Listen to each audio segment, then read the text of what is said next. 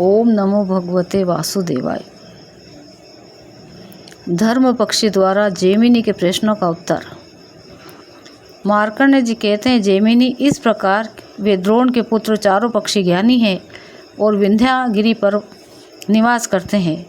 तुम उनकी सेवा में जाओ और उनसे ज्ञातव्य बातें पूछो।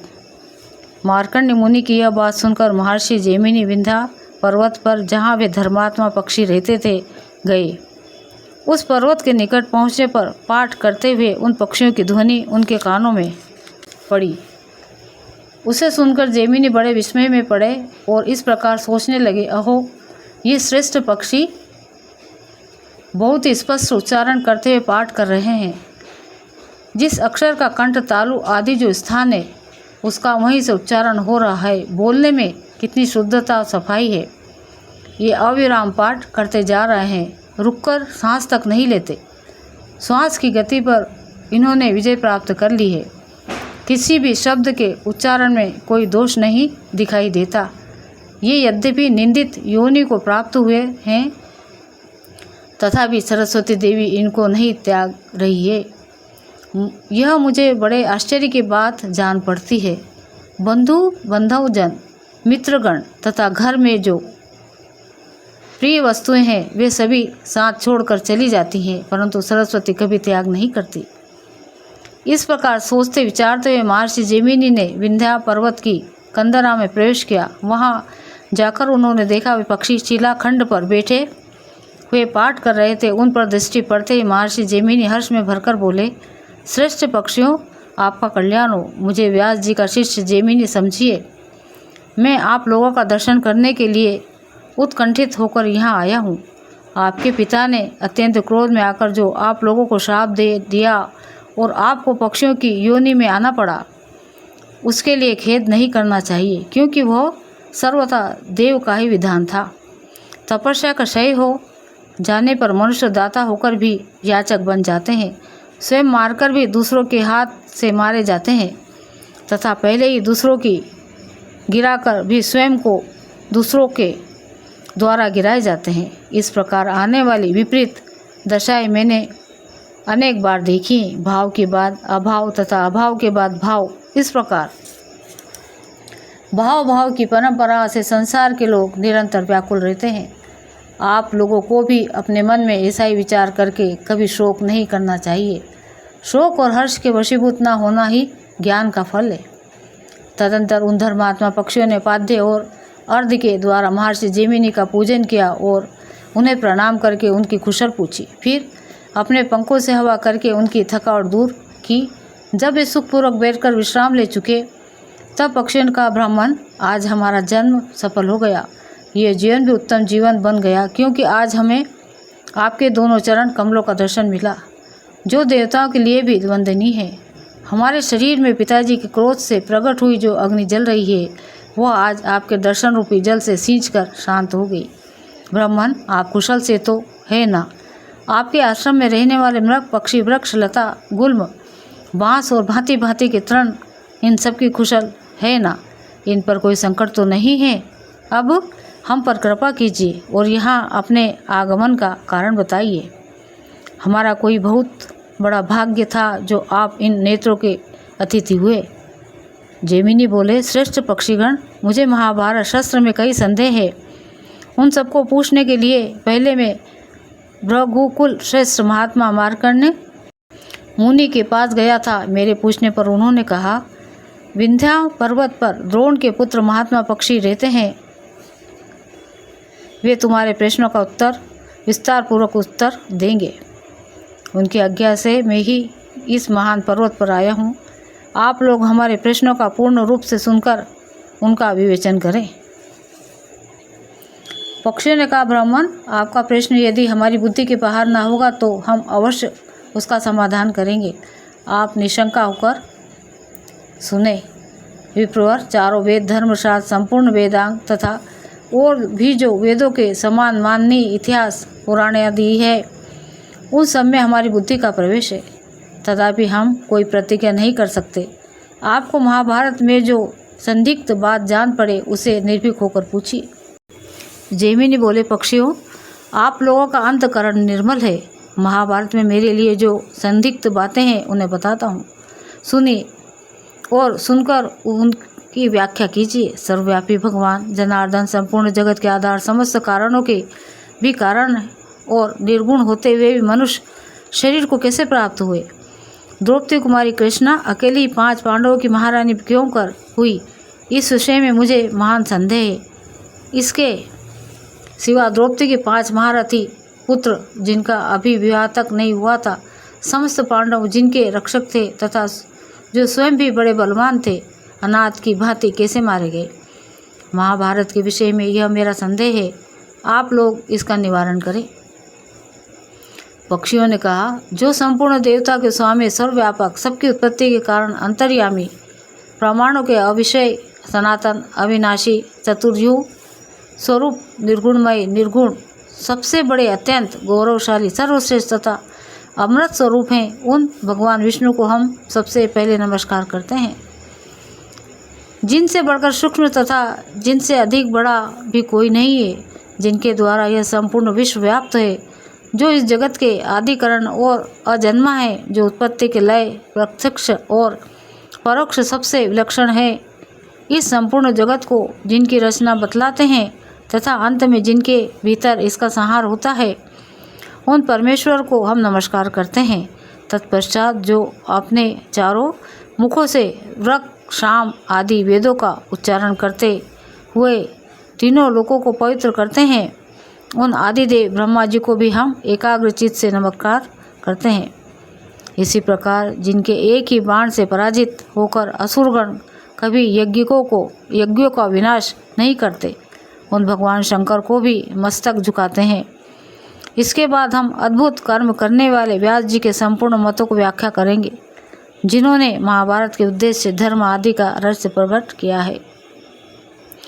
तत्वदर्शी मुनियों ने जल को नारा कहा है, वह नारा ही पूर्व काल में भगवान का निवास स्थान रहा, इसलिए वे नारायण कहे गए हैं। ब्राह्मण, वे सर्वव्यापी भगवान नारायण देव सबको व्यास करके स्थित है। वे सगुण भी हैं और निर्गुण भी। उनका प्रथम स्वरूप ऐसा है जिसका शब्द द्वारा प्रतिपादन नहीं किया जा सकता। विद्वान पुरुष उसे शुक्ल शुद्ध स्वरूप देखते हैं। भगवान का वह दिव्य विग्रह ज्योति पुंज से परिपूर्ण है। वही योगी पुरुषों की परा निष्ठा है, अंतिम लक्ष्य है। वह दिव्य स्वरूप दूर भी है और समीप भी। उसे सब गुणों से अतीत जानना चाहिए। उस दिव्य स्वरूप का ही नाम वासुदेव है। अहंता और ममता का त्याग करने से ही उसका साक्षात्कार होता है। रूप और वर्ण आदि काल्पनिक भाव उसमें नहीं है। वह सदा परम शुद्ध एवं उत्तम अनिष्ठान स्वरूप है। भगवान का दूसरा स्वरूप शेष के नाम से प्रसिद्ध है, जो पाताल लोक में रहकर पृथ्वी को अपने मस्तक पर धारण करता है। इसे तिर्यक स्वरूप को प्राप्त हुए तामसी मूर्ति कहते हैं।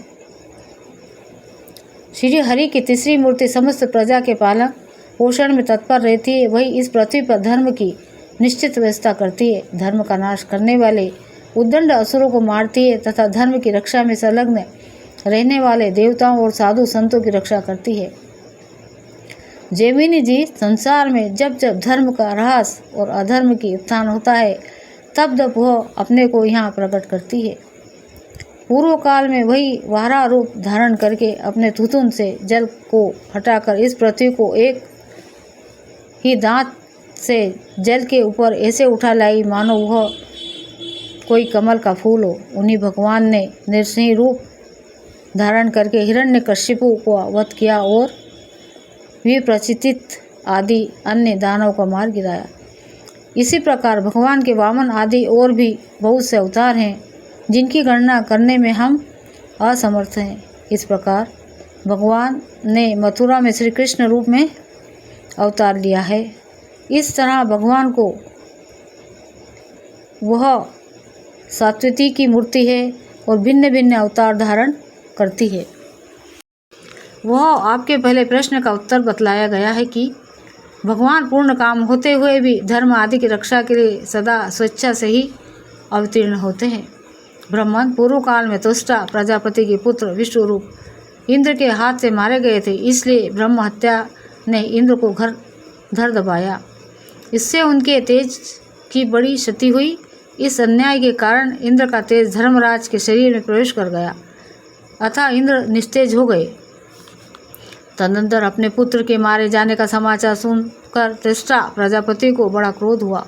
उन्होंने अपने मस्तक से एक जटा उखाड़कर सबको सुनाते हुए यह बात कही, आज देवताओं सहित तीनों लोकों में पराक्रम को देखे वह खोटी बुद्धि वाला ब्रह्मघाती इंद्र भी मेरी शक्ति का साक्षात्कार कर ले, क्योंकि उस दुष्टा ने अपने ब्रह्मणोचित कर्म में लगे हुए मेरे पुत्र का वध किया है। यो कहकर क्रोध में लाल आंखें किए प्रजापति ने वह जटा अग्नि में होम दी। फिर तो उस होम कुंड में वृत नामक महान असुर प्रकट हुआ, जिसके शरीर से सब और आग की लपटें निकल रही थी। विशाल देह, बड़ी बड़ी दाढ़ें और कटे छटे कोयले के ढेर की भांति शरीर का रंग था। उस महान असुर ने वृतासुर को अपने वध के लिए उत्पन्न देख इंद्र भय से व्याकुल हो उठे। उन्होंने संधि की इच्छा से सप्त ऋषियों को उसके पास भेजा। संपूर्ण भूतों के हित साधन में संलग्न रहने वाले वे महर्षि बड़ी प्रसन्नता के साथ गए और उन्होंने कुछ शर्तों के साथ इंद्र और वृतासुर में मित्रता कर दी। इंद्र ने संधि की शर्तों का उल्लंघन करके जब वृतासुर को मार डाला, तब पुनः उन पर ब्रह्म हत्या आक्रमण हुआ। उस समय उनका सारा बल नष्ट हो गया। इंद्र के शरीर से निकला हुआ बल वायु देवताओं में समा गया। तदंतर जब इंद्र ने गौतम का रूप धारण करके उनकी पत्नी अहिल्या के सतीत्व का नाश किया, उस समय उनका रूप भी नष्ट हो गया।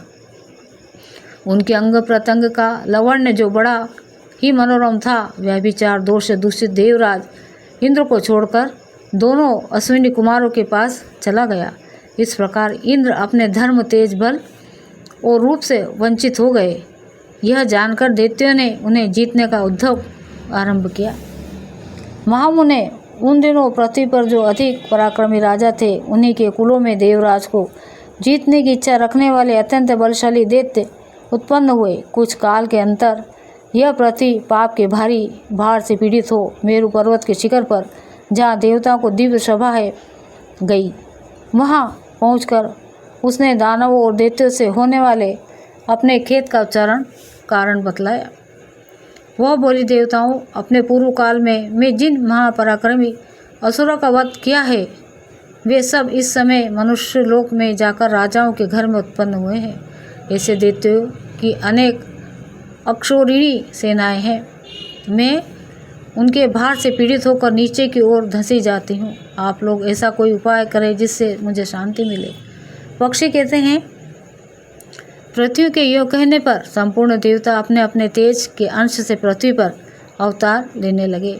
उनके अवतार के दो ही उद्देश्य थे, प्रजाजनों का उत्पार और पृथ्वी के भार का अपहरण।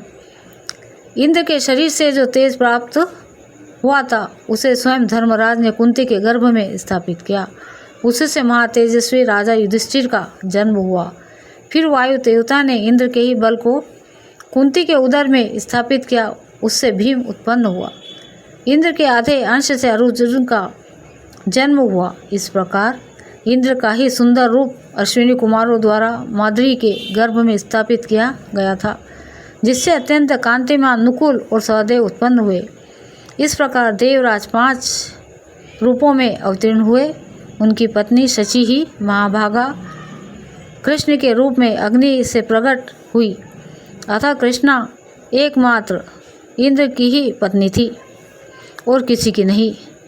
योगेश्वर भी अनेक शरीर धारण कर लेते हैं, फिर इंद्र तो इंद्र देवता है, उनके 5 शरीर धारण कर लेने में क्या संदेह है।